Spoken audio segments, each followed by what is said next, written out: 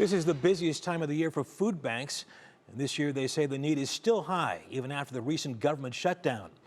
But as that demand grows, so does the support. Tonight, we are seeing how one unique form of help is coming from local hunters.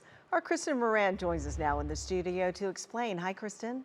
Hi, Lena, that's right. So the food bank is moving significantly more food than usual, and they say all kinds of community support make a difference during this period.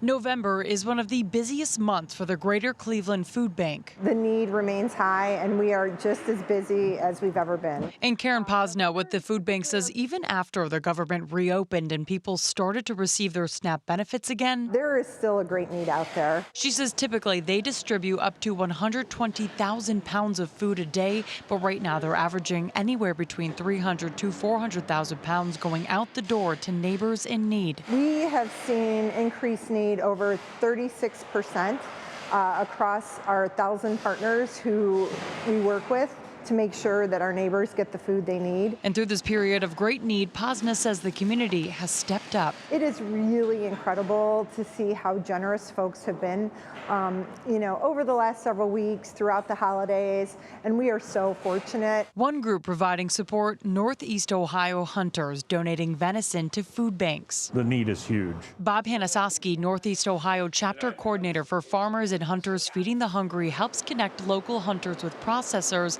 like custom deer meats to get the meat ready for distribution. I know the need. I'm in the circles of the food banks and stuff, and I know there's a huge demand for it. So far, since the end of September, the ministry has donated 21 deer, Which equivalated to around 700 pounds of ground venison. During the government shutdown, they saw a slight uptick in demand, but Hanasoski says the need is always there. I've noticed over the years it's more of the elderly people that are on Social Security on a fixed income, and they just don't get the meat.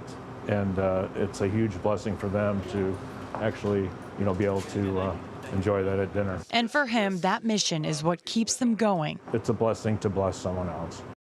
And Hanasoski encourages hunters, if you're able to, take an extra deer this season. You can drop it off at no cost to them. And he says it really goes a long way for families who need it most, Lena. Absolutely. Kristen Moran reporting in the studio tonight. Thank you.